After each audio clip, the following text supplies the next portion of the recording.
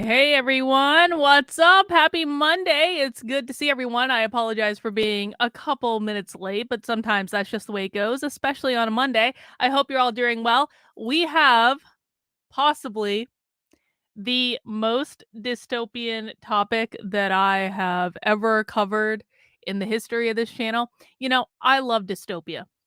I always have.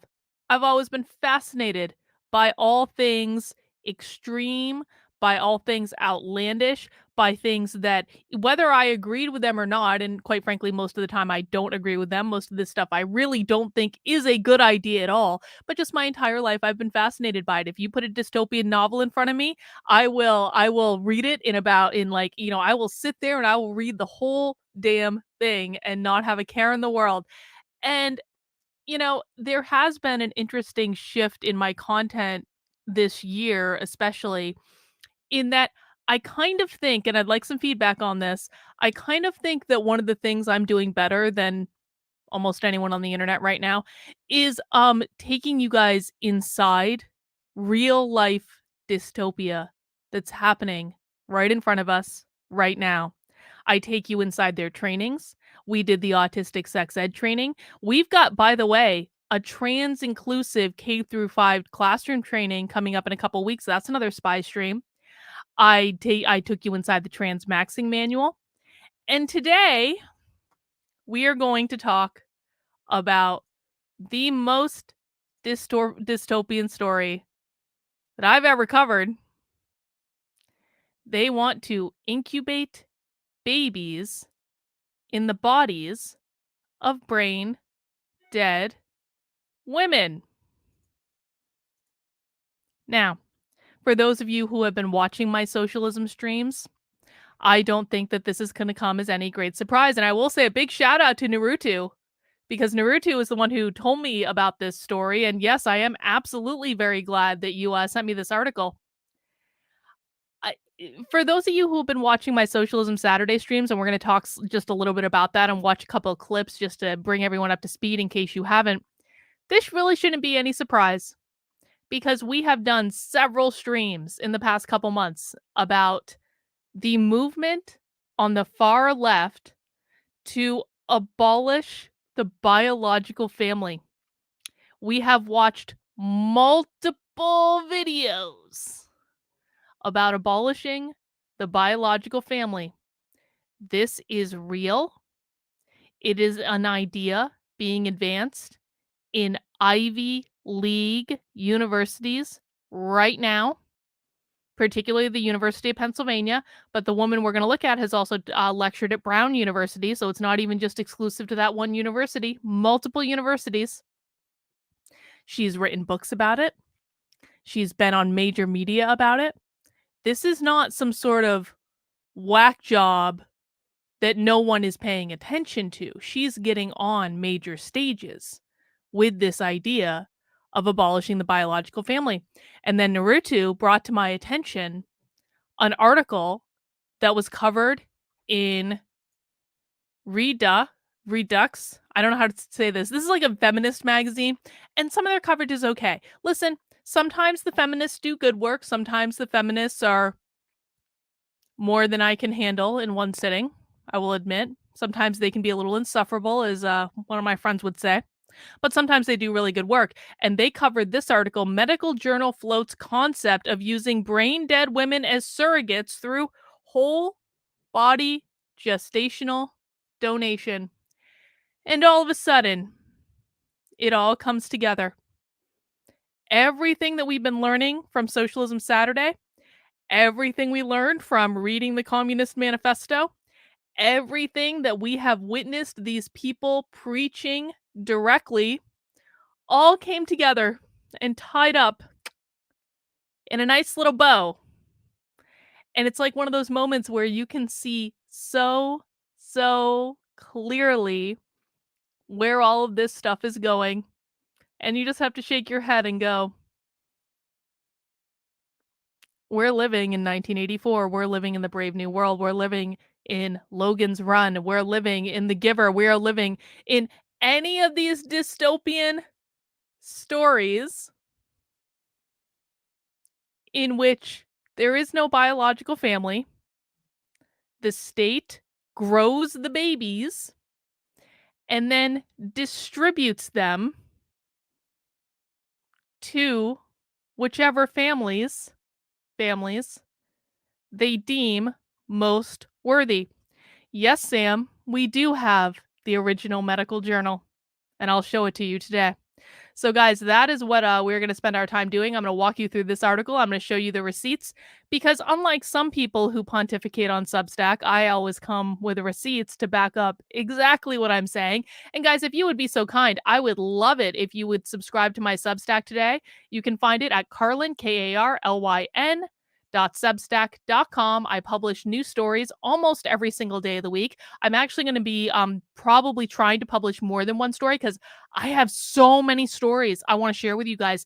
I'm really trying to do a good job of curating the most important things that you need to know, explaining them. So I'm putting them in context and making sure everything is written in plain English so that you can see exactly and precisely what is going on and decide for yourself. So this is the latest story I have. If you missed anything last week, I always do publish my Unwoke Roundup newsletter on Saturday. This is week 5 of the newsletter. So basically, I'm telling you what I covered last week. I covered whiteness means capitalism last week, explaining how those 5 black police officers could be considered white supremacists, even though they're black, because whiteness is not about your skin color. Whiteness means capitalism. We got a lot of stuff there. I'm doing the Woke Mind series, which is a series of essays explaining the psychology of the woke left so that you can understand why they're going to do what they do. I actually want to talk to you guys about this one today. This is something, it's a little bit different. But you guys know I'm an organizational psychologist by training. I have a metric boat ton of workplace trainings, and I'm working on putting those online. And I'm doing a series of workshops where we're going to do one a month. And this is called my Unwoke Your Work series. If you go to activelyunwoke.com/work, I'm doing a monthly series of workshops in which I'm basically doing live workshops of some of my trainings. I'm updating them. I'm making them really applicable. And the stuff I'm teaching you is not only applicable to the workplace, although you can absolutely use it there, it is also applicable for real life. So I'm trying to make it as broad as I can. And the reason I'm doing this is that there is a real need to have non-political, professional, and personal development training. And I'm really excited about the next workshop I have. It's on February 16th. And this is going to be about mastering your psychological style. We're going to go and do disc profiles. And I'm going to teach you everything I know about how to people read, how to master your psychology, how to know what your triggers are, how to know what's going to motivate you, how to know what's going to make you happy, what's going to make you sad, master the different psychological styles of different people. This is one of my favorite topics to talk about. And you can sign up for the workshop right now. Again, if you head over to activelyunwoke.com/work, or you can actually get to this from my Substack too. It's the Unwoke Your Work series right at the top here. And it's going to be a great workshop. And I want to encourage everyone to check it out. I'm going to do another video talking about it a little bit more in depth, but you can get all the information right now and register for that, or register for any of the other ones I have in the series, which you can find over on the website. I don't want to do a deep dive into that right now. I just want to let you know that it's there. Other things in the Unwoke Roundup, just no big deal. 87 or 86 Democrats in Congress voted for socialism last week. No biggie. And then I have exclusive audio on my Substack of a GOP leader threatening a conservative mom who was running for school board because he didn't want her to run on conservative values. He wanted her to be a moderate centrist. I have audio of him threatening her on this site. You are not going to hear this audio anywhere else except for my Substack, because that's the kind of service I provide on any given day. And the reason I'm showing you this is every single week I'm sending out this Unwoke Roundup newsletter. And one of the things you're going to find in the Unwoke Roundup newsletter is supporter perks. But the thing is, you're going to find them behind a paywall.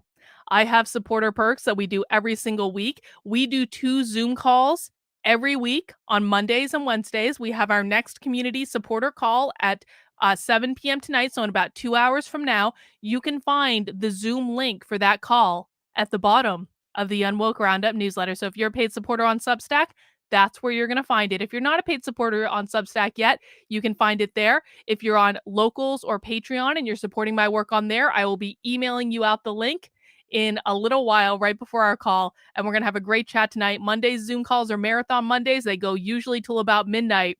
So come chat with us, private, unrecorded. Really great time, and you're going to find the keys to the kingdom in the Unwoke Roundup newsletter. All right. The other thing I want to let you guys know is I do, hey, the article about, well, the first part of Shane Cashman's article about Elijah Blue came out today, and Carlin was right, tip jar. You all owe me $2. I'm sorry, because I'm absolutely correct that Elijah Blue did nothing wrong. Okay, she may have made a misstep here and there, but insofar as lying about her story, that's not what this is saying. Now, a lot of people already, and we might talk about this article. I have to see how long it's going to take me to get through the important thing I want to talk about, which is they want to incubate children in dead bodies. Well, effectively dead bodies. That's more important, actually, than YouTube drama.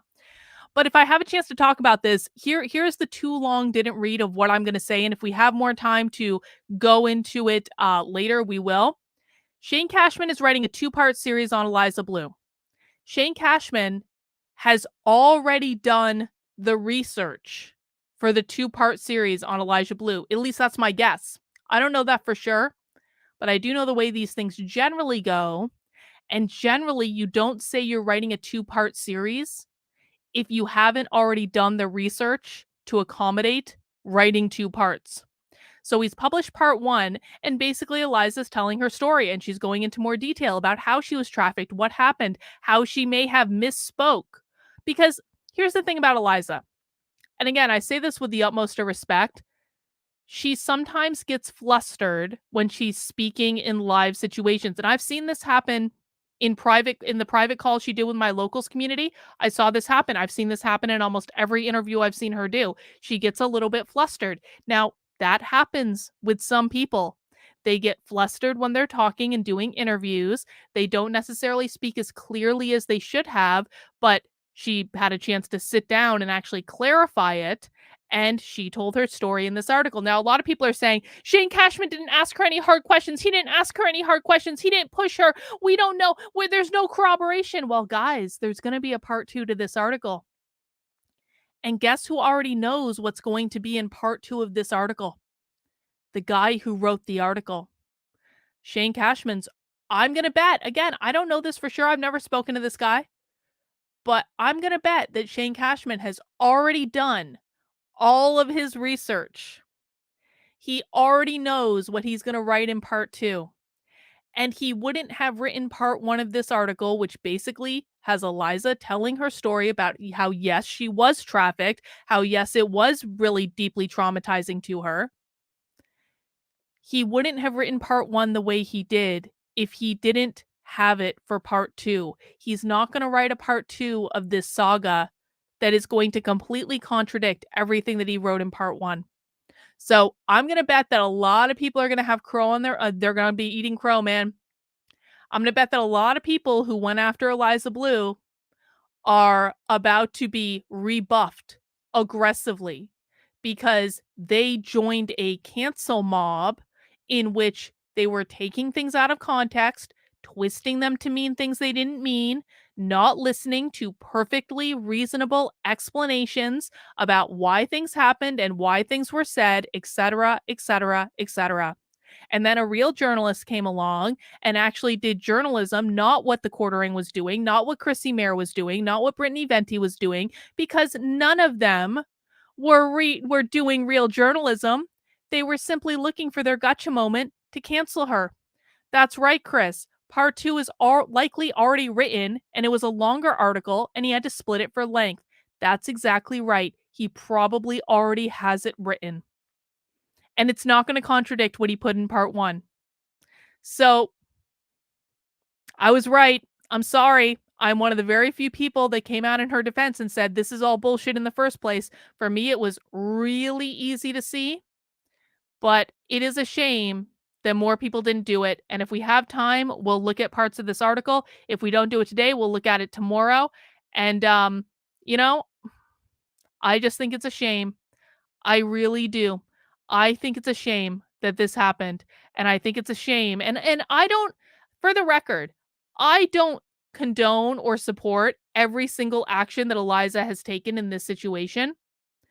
I'm going to tell you guys something, and I was not sure I was going to write about or talk about this. Do you guys know how a lot of videos on YouTube were sent copyright takedowns or private information takedowns by Eliza and her team last week? I was one of them. I got a privacy violation takedown notice from Eliza Blue's team for talking about this. I'm not happy about that, to be quite frank. And I DM'd Eliza and I said, I am one of the only people that's been out there aggressively defending you, and you send me a fucking privacy notice for showing for a split second a screenshot that's publicly available. And then what I told her is, I'm just going to assume that this is a bunch of trolls that are trying to cause trouble that are reporting this, because quite frankly, it's not hard to falsely make privacy violation or copyright violation notices on YouTube. It's really not that hard at all. And I understand I'm probably, well, wrongfully giving her the benefit of the doubt. I don't like that I got that notice. I am hopeful that Eliza and her team will do the correct thing and stop fighting that battle, because that is a boneheaded battle to fight. She's doing wrong on that. She's wrong. But that doesn't mean that she lied about her story. That doesn't mean that everything that the cancel mob has been saying is true. And I will always tell the truth, regardless of if I like a person or not, regardless of whether I appreciate someone's actions or not. I will always tell the truth, because that is the right thing to do, and more people should do that. And I really hope that my original video is not taken down, and it will tell me a lot about her and whether or not I want to support her going forward if it is taken down. But we'll see. We'll see. Anyway, guys, please mount that like button if you would be so kind. I stream pretty much every day of the week during the week, Monday, Tuesday, Wednesday, Thursday, Friday at 5 o'clock. I stream on Saturdays at 6 p.m. for Socialism Saturday. Why has she denied who her father is? She hasn't. There has not been one instance of her denying who her father is. If you believe that, it's because you believe someone that lied. She hasn't. That didn't happen. Naruto says, we're all living in the Matrix now. Yes, we are, Naruto. All right, guys, let's read. And I just want to make sure. Actually, I don't think I need to set up. Well, why don't I just do this? I'm setting up the sound. There's some audio that I do want to play for you in this. We're also going to be looking at a clip from my Twitter, so I might have to switch it up. Barb always reminds me to do the rules of the chat. Rules of the chat are: don't be a dick, no whining. I do not have an unmoderated chat. Don't be a dick. Don't insult me. Don't insult other people in the chat. No whining. If I tell you to stop doing something, stop doing it. Don't tell me, I'm not doing that thing you just told me to stop doing. Don't do that, because if you weren't doing it, I wouldn't have told you to stop in the first place. Don't be a dick. No whining. We're going to get along just fine. Don't listen to Bot. Bot is a liar. That's all right. Guys, let's read. In Season 3, Episode 9 of The Handmaid's Tale, the protagonist, June Osborne, is required to sit in the hospital day after day, kneeling by the bedside of her walking partner, of Matthew. And there's an image from The Handmaid's Tale. I really do want to encourage everyone to watch The Handmaid's Tale if you have Hulu. Don't get your panties in a twist. Say, they're trying to make everyone Christian seem like authoritarians. It is a really good show. It's really good. There are a lot of things in it that are highly relevant to what's going on. I would encourage you to read the book as well, but the book basically covers season 1 of The Handmaid's Tale, and then they kind of go off on their own after that. And it's a really good show. I'm sorry, it is. It's got a great soundtrack. It's entertaining. It's well produced. I highly, highly, highly recommend it. This is not, regardless of your politics. Of Matthew, who is the woman laying in the bed, is pregnant, but was shot by a guard in the previous episode and is now brain dead. In this dystopian reality, the baby inside of her is all that matters, and they keep her on life support until the baby is delivered, and delivered to the parents the state has granted the child to, members of the elite class. that rule over their world. So in The Handmaid's Tale, and I think many people know this, but some of you might not, basically, these women are fertile and they have babies for the elite class. The state assigns the children to the elite rulers of the world. I'm sure nothing like that could ever actually happen. Think this sounds far fetched? Think again. We are barreling our way towards this reality if the far left has its way, and most people are completely unaware of it. You know, The Handmaid's Tale is about a far right Christian, Christian fascist regime, obviously. But this is horseshoe theory in action. The far left and the far right are exactly the same. They're the same. They're no different. Now the far left isn't going to ground everything in Christianity. That's not going to happen, but that doesn't mean they aren't going to implement literally the exactly same rules, the same type of regime. It's just not going to be grounded in Christianity. It's going to be grounded in atheism or Marxism or something else that they worship in a religion just like the Christians worship Christianity. It's going to be exactly the same principles, just manifest in a different way. Mm. That's right. Far right and far left makes it a circle. That's exactly right. They are exactly the same. In this piece, I'm going to prove to you three things. Abolition of the biological family is a core aim of Marxism. Abolition of the biological family is a concept being advanced today in real life, including at Ivy League universities.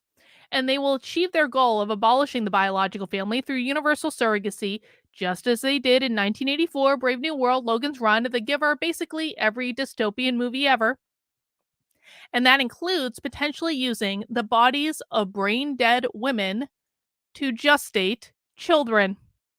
Seriously, buckle up.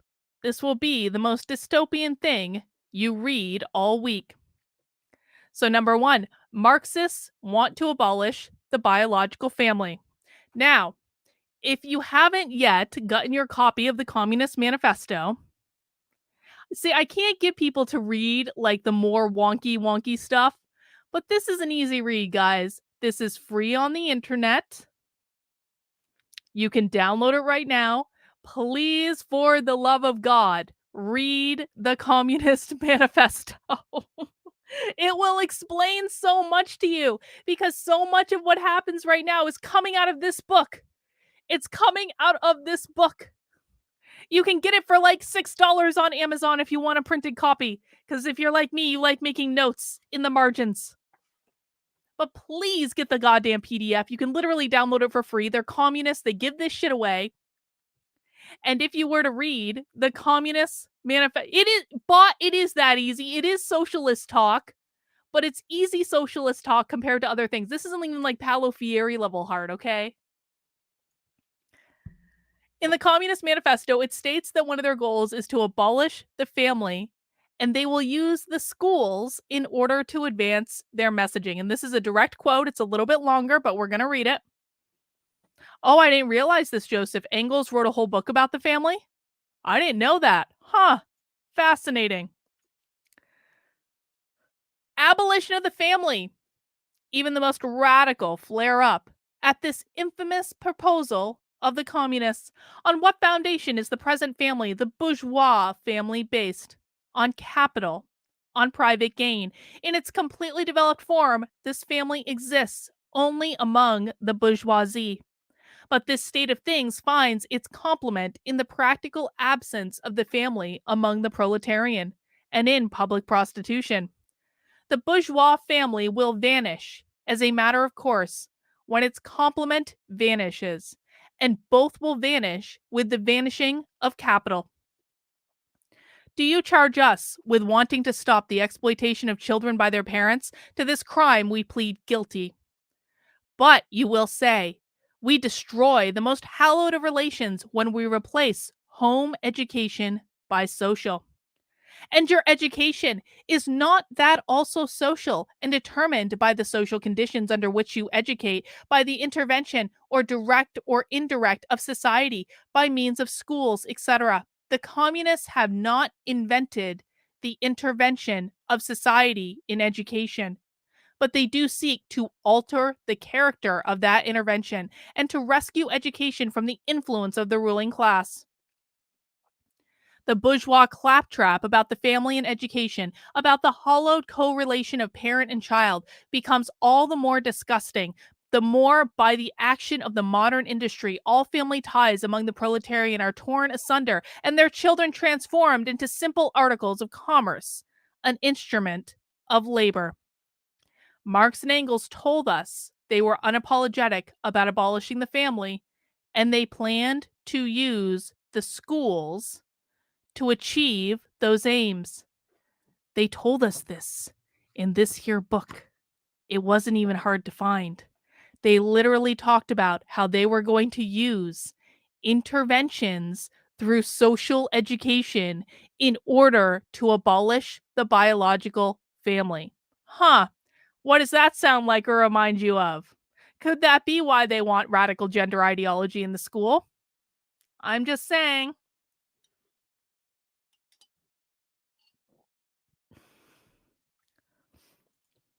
Family abolition is a real movement on the far left. In the pro life movement, oftentimes you'll hear them say that if the liberals abort all their children, that will solve the problem because only conservatives will raise kids. But, as usual, the left is light years ahead of the right.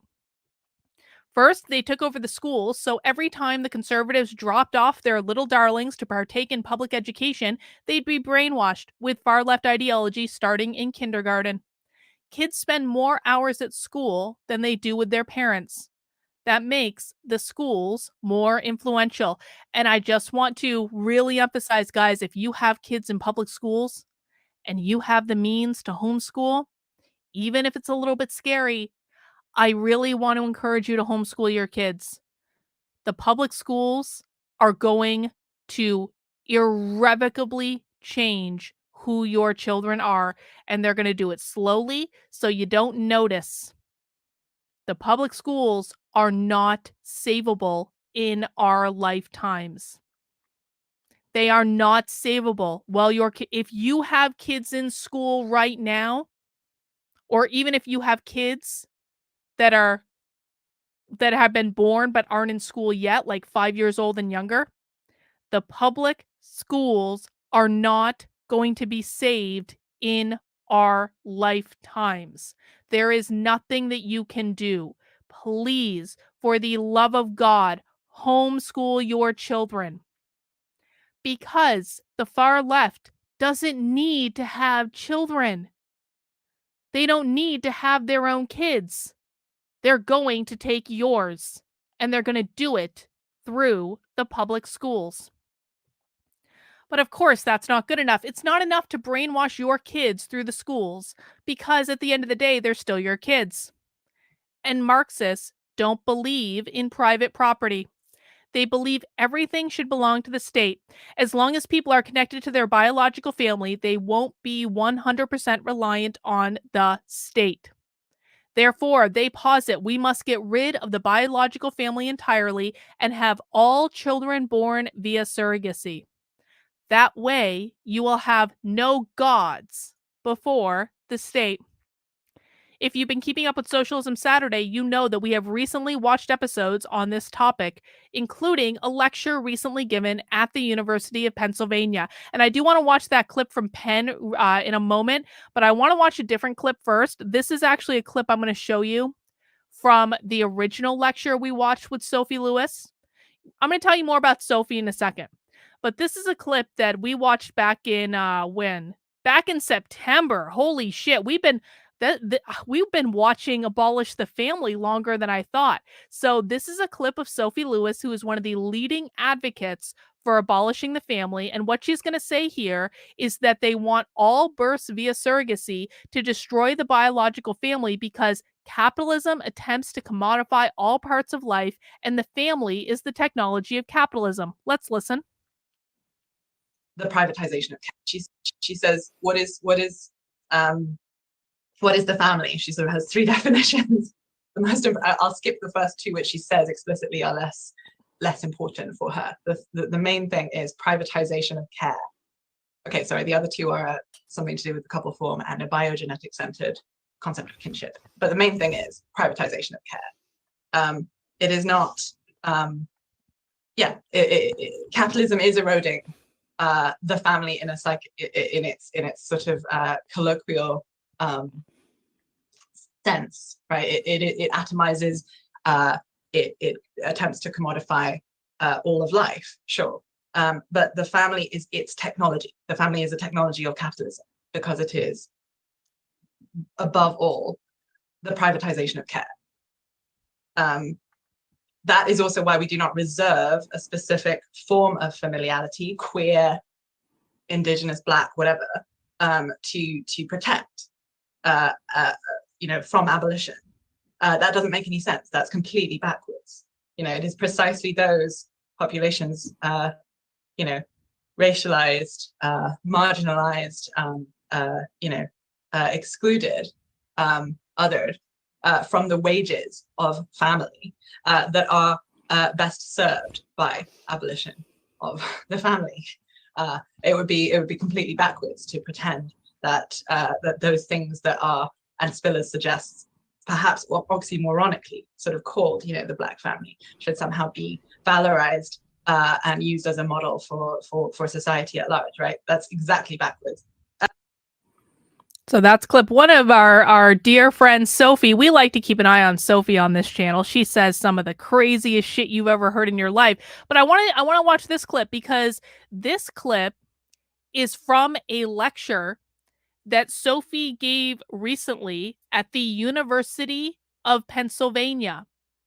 Sophie also works at the University of Pennsylvania, an Ivy League school, as a visiting scholar. Oh, this is real. This is real. So let's see what she had to say to the University of Pennsylvania Ivy League school. Which is, what is family abolition and how is it different from how its detractors might present it, and even how people who might hear the word for the first time and what their responses might be. What is family abolition and how is it a little bit different from just putting those two words together? Yeah, so I think of abolition of the family as pretty much synonymous with the deprivatization of care in society. The deprivatization of care. Okay, first off, pop quiz. What does abolition mean? It's not complicated. But so she equates the abolition of the family to the deprivatization of care. I'm really pleased with my volume there. What happens? Who is in charge of caring for people when we deprivatize care?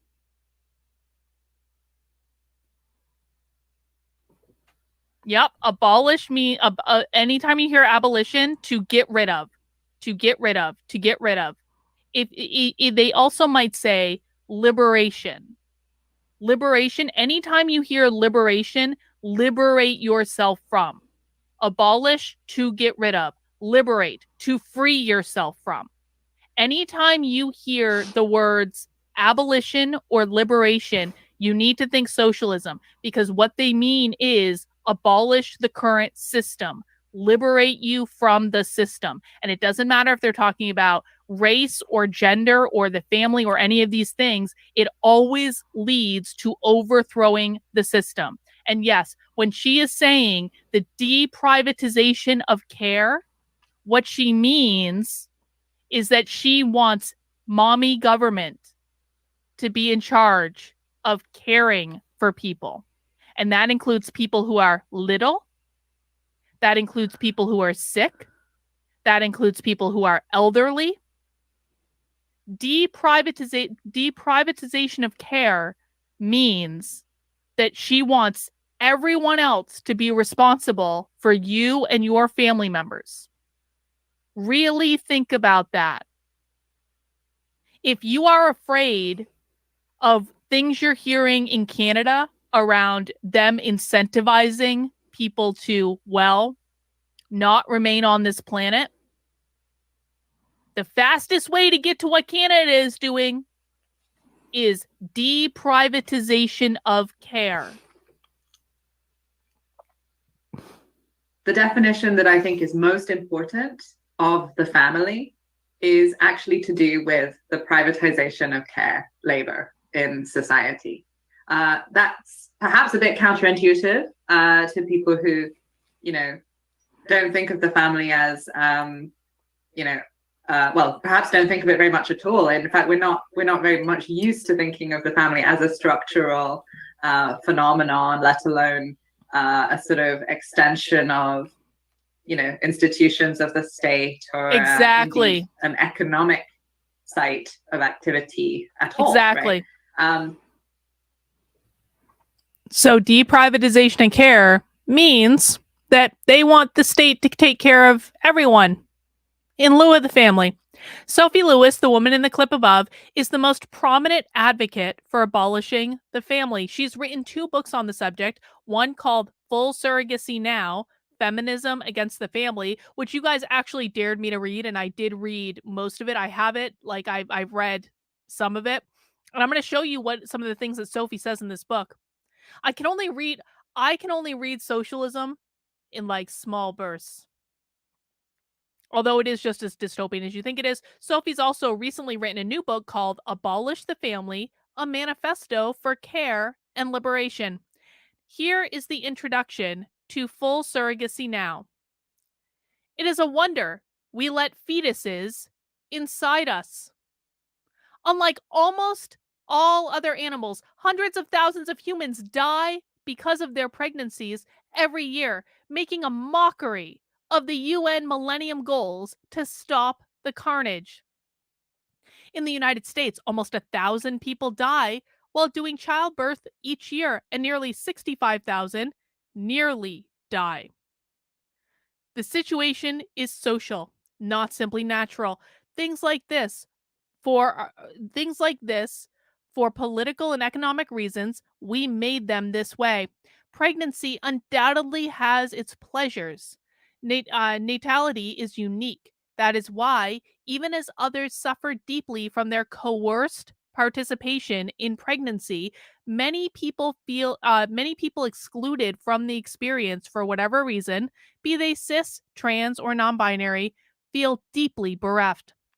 But even so, and even in full recognition of the sense of the sublime that people experience in gestating, it is remarkable that there isn't more consistent support for research into alleviating the problem of pregnancy. Those are the first 4 paragraphs in the introduction, right there.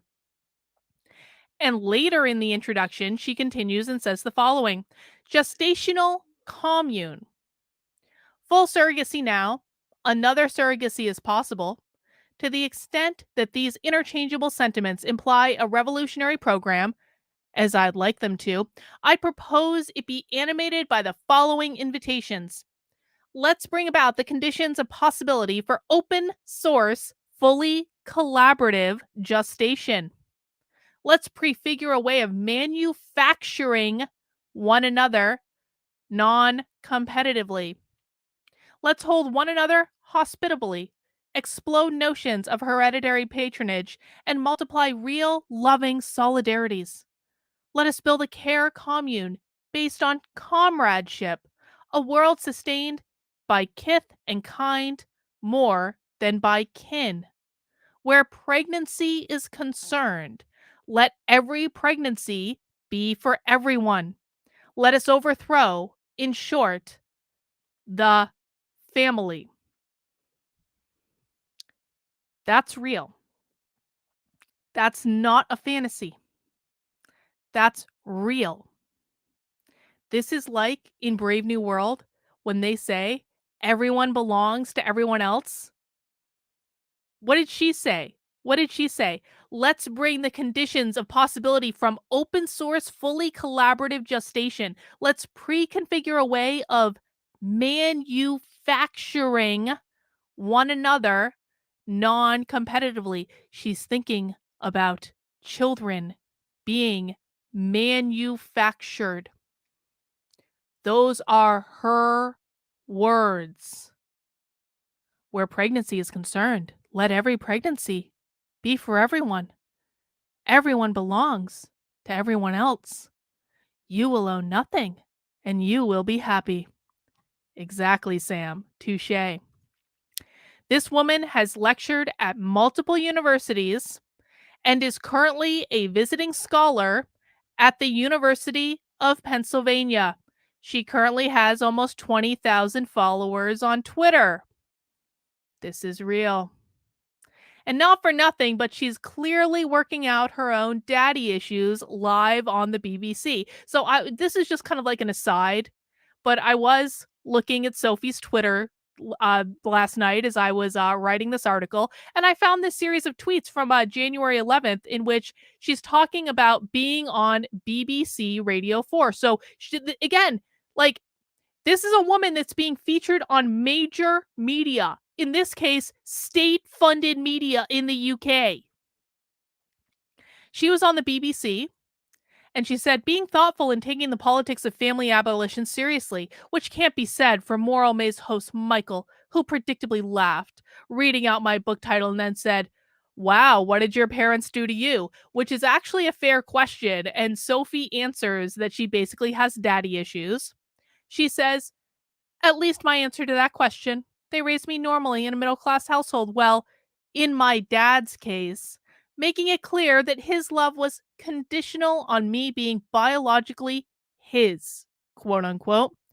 Got Melanie Phillips to spell out her view that blood fictions are what make us human. So I'm going to posit that the reason that Sophie wants to abolish the biological family is that she has daddy issues because daddy told her that he only loved her because of biology and probably didn't treat her very well. And yes, that's very sad. I'm not making light of that. Everyone has a fucked up childhood in some way, shape, or form. But just because you have a fucked up childhood does not mean that you abolish the fucking biological family, Sophie. You go to therapy. You work through your baggage like a big girl. You don't obliterate one of the primary institutions holding up society. Maybe that's just me. I don't know. Other people might find Sophie working out her daddy issues on the BBC and inflicting this on all of us to be perfectly reasonable. This is not a drill. She's not a lone wolf crackpot, and she's not the only one who believes this. How will they achieve full surrogacy? Well, at first I thought the ultimate plan for the full surrogacy movement would involve birthing pods and artificial wombs to grow the children before they were assigned to their household by the state. You'll see articles like this popping up where there are like literal birthing pods. You know, I kind of thought that that was the plan, if I'm honest about it. Kind of like in Brave New World, again, it's like they grow the kids in the test tubes. That's how it works. By the way, conservative pro-lifers are all excited about these pods because they believe they will end abortion and save babies. If only they could understand what they'll really be used for. That was what I thought until last week. In November 2022, an article called Whole Body Gestational Donation was published in the Journal of Theoretical Medicine and Bioethics. And I know that someone in the chat was asking for the actual journal article. I'll show it to you on the screen. Here we go. And I will pop this in the chat if you want the real journal article. There you go. That is the link to that. Of course, you can also find the link on my Substack. And here is the abstract of this article. Whole body gestational donation offers an alternative means of gestation for prospective parents who wish to have children but cannot or prefer not to gestate. It seems plausible that some people would be prepared to consider donating their whole bodies for gestational purposes, just as some people donate parts of their bodies for organ donation. We already know that pregnancies can be successfully carried to term in brain-dead women. There is no obvious medical reason why initiating such pregnancies would not be possible. So I Excuse me. I saw a question come in before I started the stream of someone who basically said, well, is this just about like women who get into accidents while they're pregnant and then they go brain dead and then they have the baby? That's what this is about? No, no, no, no, no, no, no, no, no, no, no, no, no, no, no, no, no. No, that's not what this is about. This is about taking a brain dead body, and you're going to find out in a second, it doesn't even have to be a woman, taking a brain dead body of some sort, implanting an embryo in the brain dead body after they're brain dead, and then using the body to gestate the pregnancy. That's what this is. This isn't about like mothers who got pregnant and then got into an accident and went into a coma, having the kid that was already, I don't know, propagated inside of them. That's not what this is about at all. It is about purposefully inseminating a fucking living corpse. The author also posits that maybe even male bodies could be used to circumvent objections from feminists. I suggest that brainstem dead men would also have the potential to gestate, meaning that the pool of potential donors is further increased, and that certain feminist concerns might thus be assuaged. The prospect of male pregnancy is not, as many would imagine, fanciful or a piece of science fiction, so you don't even have to be a man to do this. Because they're totally fine with using male bodies to gestate the children. They think that implanting it on the liver would be particularly effective because of blood flow. And the reason that they're positing using male bodies is it won't piss off the feminists. Looks like men really can have babies after all. They anticipate implanting the baby in the liver. The journal article was originally reported in Redux. We're going to read the reporting they did on it in a second. I guess the idea of male pregnancy wasn't convincing for the feminists after all. So at the beginning of this article, I told you I'd prove the following. Number 1, abolition of the biological family is a core aim of Marxism. Number 2, abolition of the biological family is a concept being advanced today in real life. Number 3, they will achieve their goal by abolishing the biological family through universal surrogacy, including potentially using the bodies of brain-dead women to gestate children. You may disagree, but I'd say I fulfilled the promise. Are we in dystopia yet? Guys, you can find this article on my Substack, Carlyn, Karlyn, .substack.com. It is titled, They Want to Incubate Babies in Brain-Dead Women. You're welcome. Mount the like button if that's the most dystopian thing you've heard in like this year, maybe not even this week, this year. It's a new week. You may have not heard many dystopian things yet, but I'm going to guess this is probably the most dystopian thing you've heard.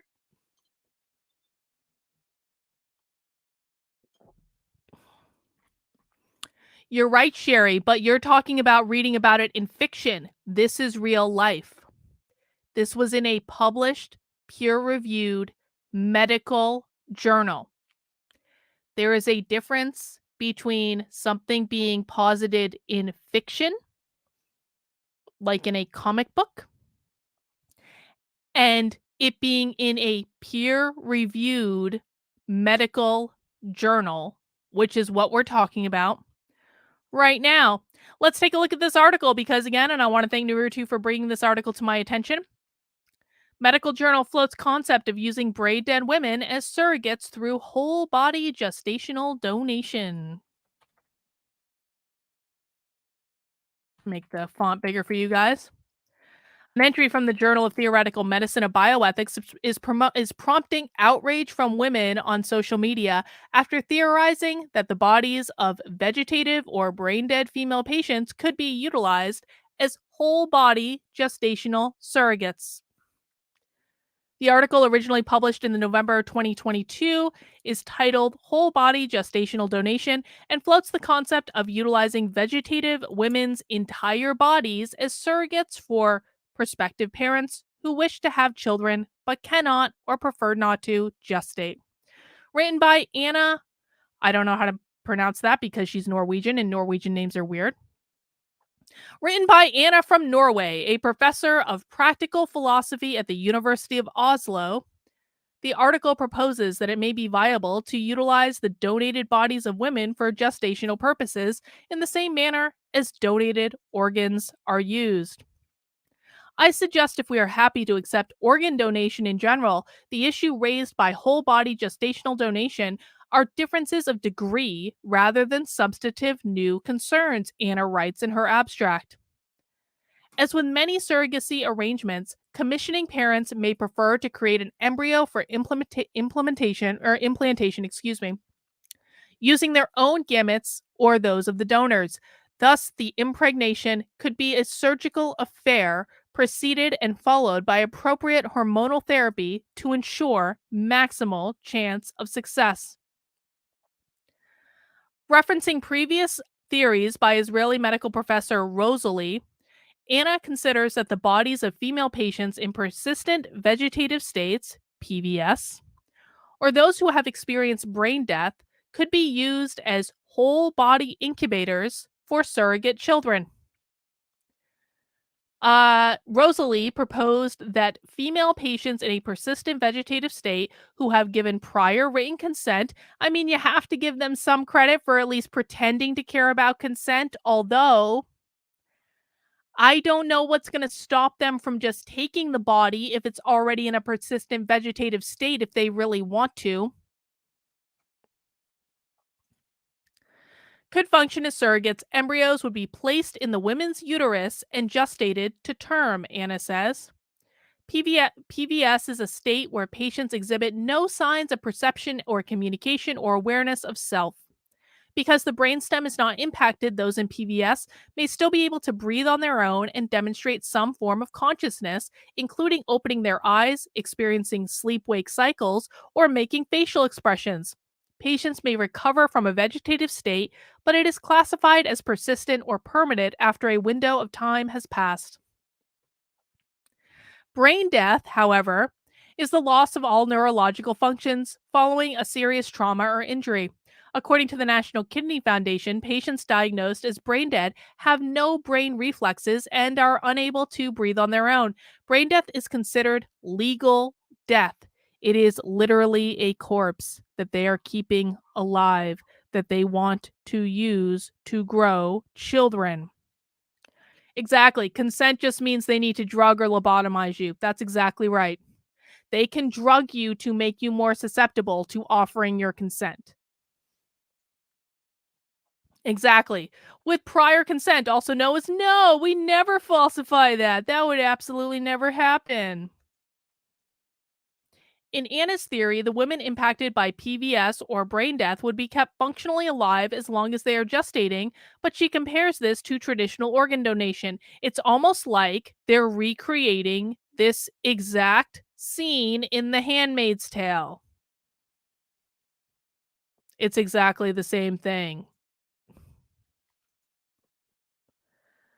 Prolonging ventilation and somatic survival in brain-dead patients is undoubtedly a disturbing prospect. Whole-body gestational donation involves treating the patient's dead body as a means to an end rather than as an end in itself. The patient moves from being the focus of medical concern to being a repository of tissues that can be used to benefit others. The prolongation of the ventilation period exacerbates our awareness of this, she writes, yet this is already a part of our organ donation process. Organ donors are almost invariably patients who are already being ventilated as part of our medical treatment. If the patient is deemed to be a suitable organ donor, ventilation will be continued along with other interventions to ensure that the organs will be maintained for transplant in optimal condition. Thus, we already prolong ventilation in order to facilitate organ donation. Anna summarily theorizes that the bodies of brain-dead men could potentially be used to gestate surrogate embryos as well. I suggest that brain-stem dead men would also have the potential to gestate, meaning that the pool of potential donors is further increased and that certain feminist concerns might be assuaged The prospect of male pregnancy is not, as many would imagine, fanciful or a piece of science fiction, she adds, adding that the liver is a promising implantation site because of its excellent blood supply. Anna concludes the article by claiming that the concept outlined in her journal entry can only be seen as outrageous if traditional cadaveric organ donation process is also called into question. Well, no, I disagree. I disagree pretty strongly with that because there are varying degrees of this sort of thing. And at some point, we need to acknowledge that we're losing our humanity. If you are gestating babies in functionally dead bodies,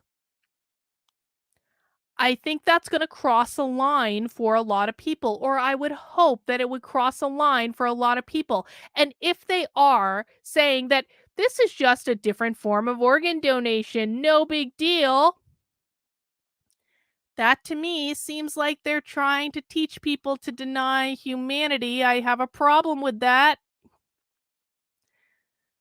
The entry has caused an uproar on social media, especially amongst women's rights advocates who already challenge the ethical implications of surrogacy. And by the way, guys, I don't actually really care about surrogacy most of the time. I know that might piss off the feminists.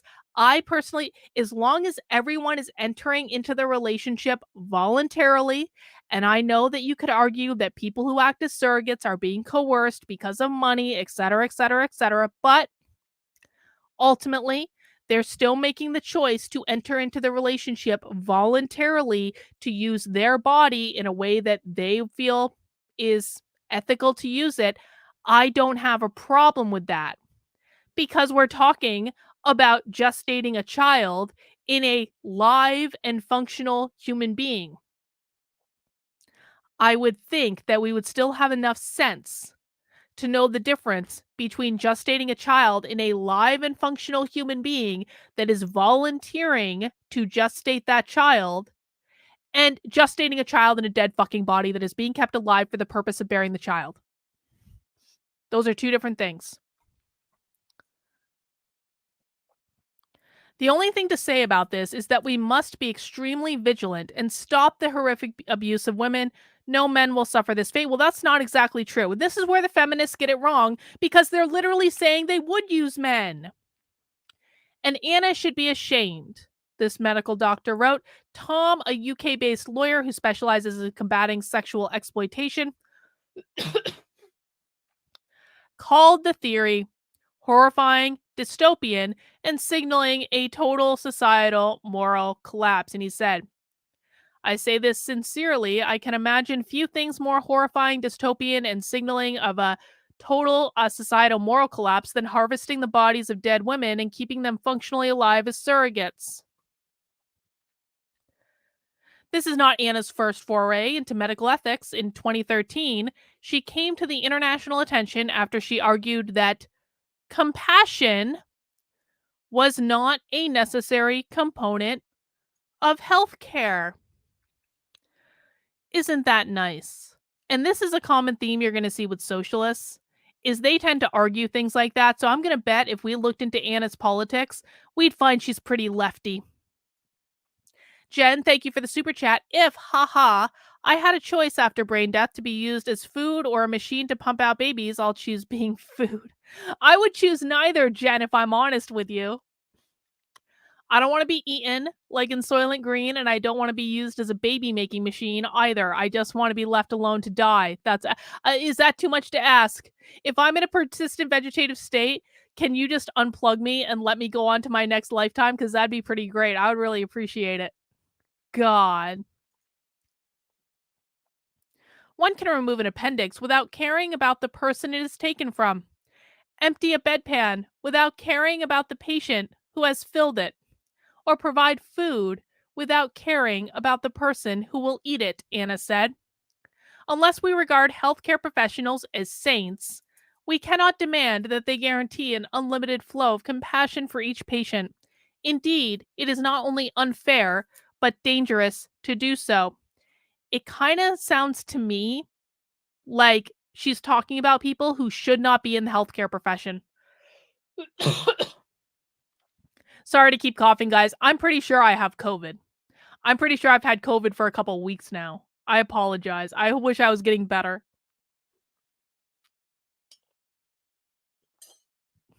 I feel better than I did last week, so I guess that's an improvement. The year prior, she had proposed an artificial wombs theory which could see babies gestated in mechanical environments in order to advance equality. Oh, she is a lefty. Look at that. And what she proposed there was that. And I'm sorry, man. I know that there are pro-lifers that are like all about these baby making pods, but this is a bad fucking idea. Any pro-lifers that are psyched about these baby pods because they're like, this will save babies. We never need to have abortions. It'll save babies. You are ushering in your own demise, and the left are telling you that you're ushering in your own demise because they're not going to stop with the baby making pods. They are quite literally telling you they're going to go to this and use brain dead bodies to gestate fucking babies. I don't think this sounds like a good idea. Well, just because, see, this is what pro-lifers always fucking do. No offense, radical moderate, but this is what you're like, I don't know anyone who says that. I do. I have seen this over and over and over again. Just because your lived experience says something does not mean that your lived experience is representative of everyone. God. Have I ever in the history of this channel said something that I couldn't back up with receipts? Has that ever happened? Has anyone ever been able to catch me saying something that I could not back up with receipts? Oh, but just this one thing that you haven't experienced, that's the one thing I can't back up with receipts? Please. Just because you don't like something doesn't make it true. If I have to go back and find the receipt spot, I will, but I'm doing a million other things, and I would prefer that people just accept that when you have a long fucking track record of saying something and always universally being able to back those things up, at some point, people would say, just because I haven't seen it, yeah, you must be wrong because I haven't seen it. I have. I absolutely have. And if you guys want me to expose pro-lifers for wanting this sort of thing, I'm more than happy to. But I just don't even know what else to say. I don't know what else to say. I am showing you that they are trying to abolish the biological family. I am showing you exactly and specifically how they're going to do it. And you're complaining because I'm telling you that your team is making moves that will ultimately support it. If you guys want to lose, that's fine.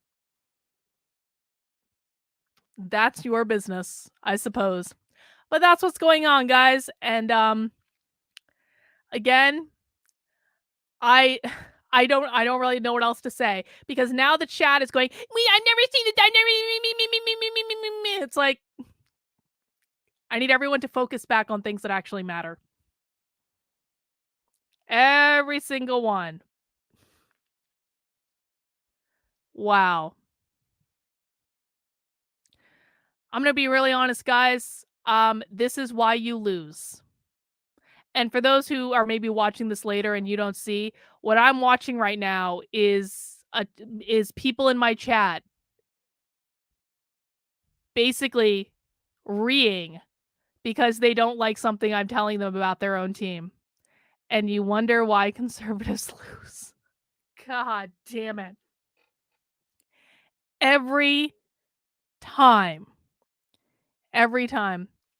But that's what's going on with this particular article. That's really all I have to say for today. I'm kind of losing my voice anyway. But I do want to recommend, guys, if you want to read it over for yourself, if you want to look at the receipts yourself, it is right on the homepage right now of my Substack. Carlyn, KARLYN.substack.com. Please subscribe for free while you're there. And if you would like to support the work I'm doing, I would like to get at least 50 more paid subscribers on my Substack this month, because I'm really trying to up my content production. I'm trying to keep on track with what my goals are. Oh, look at this. Look at this. Look what Bot found. Oh, wait a second. We might have something else to look at, guys.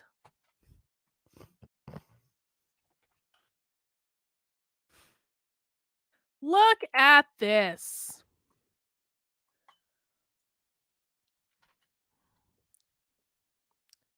Look at this.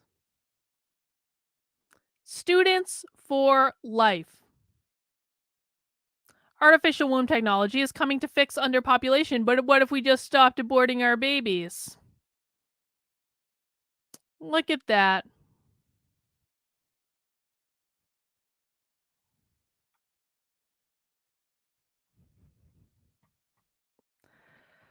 Oh, goodness. All right, guys. Well, I'm losing my voice. Bot, thank you for finding that article. I'm not going to read it right now because I don't think I could get through it, to be honest. It's kind of like when I say I have the receipts for something, there are always receipts out there because I don't say things are happening that I have not witnessed directly. And the whining and the complaining every time you're told something you don't want to hear. And I know not everyone is doing it, but it is extraordinarily frustrating. How many times do I have to bring receipts until you guys trust that I always and perpetually have receipts? I don't know what to say, but for those of you who do trust that I know what I'm talking about and will never tell you something that I don't have proof to back up, my Substack's going to be a great place for you to subscribe. I'm trying to bring in 50 new paid subscribers. I'm already about 20% of the way there. If you appreciate the work I'm doing, I hope that you will sign up for a paid subscription of $5 a month, $50 a year. You can also sign up for, if you don't want to sign up on Substack, that's totally fine. You can go over to Locals and sign up there. You can go to Patreon and sign up there. All the links are in the description below. activelyunwoke.com/support.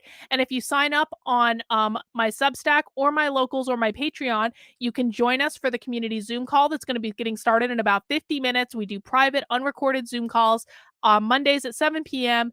and on Wednesdays at noon. And if you're looking for the links on Substack, you will find them in this article right at the bottom, right here. The weekly Unwoke Roundup will have the links to get into the Zooms right at the bottom of the article in this paywall section.